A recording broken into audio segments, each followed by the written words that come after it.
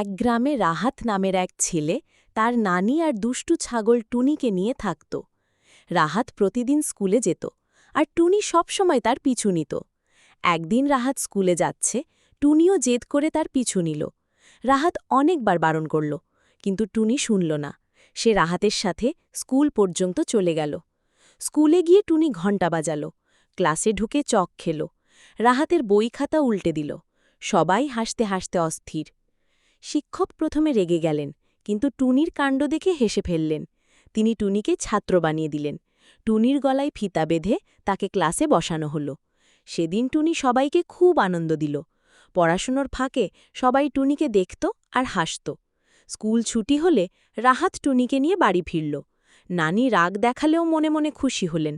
সেদিন থেকে টুনি হল স্কুল পড়া ছাগল।